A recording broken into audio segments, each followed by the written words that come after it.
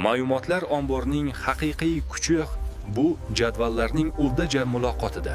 Bog'lanishlarni yaratish uchun Работа с базами данных menyusidan Schema Данникс bo'limiga kiramiz. Bu Access'ning arxitektura bo'limidir xamiz. Ishchi maydonga kerakli jadvallarni qo'shamiz. Masalan, shaxsiy ma'lumotlar, manzil va fanlar. Ular hozircha bog'lanmagan holda turibdimi? Bog'lash uchun asosiy jadvaldagi kod kalit majdoniy ikkinchi jadvaldagi mos maydon ustiga sichqoncha bilan tortib olib boramiz. Bu kalitga kalit usulidir. Ochilgan oynada Sazdat tugmasini bosamiz. Natijada jadvallar orasida qora chiziq paydo bo'ladi. Bu ular endi yagona tizim ekanligini anglatadi.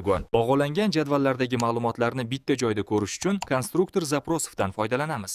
3 ta jadvaldan kerakli ustunlarni tanlab olamiz. Natijada turli jadvallarda sochilib yotgan ma'lumotlar bitta mukammal jadvalga aylanadi. Bu tahlil uchun eng qulay ko'rinishdir, Fyab. Endi 2-7-mavzu. Ma'lumotlarni izlash. Minglab yozuvlar orasidan keraklisini qanday topamiz? Eng oddiy usul bu videoleniya orqali filtr bor. Agar ismning faqat bir qismini bilsangiz, tekstoviy filtri yordam beradi. Masalan, ism A harfi bilan boshlanishi yoki V bilan tugashi mumkin. Murakkab shartlar uchun, masalan, Ali yoki Valini topish uchun filtr oynasiga Ali OR Vali deb yozamiz. Dastur ikkalasini ham topib beradi. Filtrlar vaqtinchalik yechim. Professional qidiruv uchun so'rovlar yaratamiz. Bu bizga qidiruv shartlarini saqlab qo'yish imkonini beradi.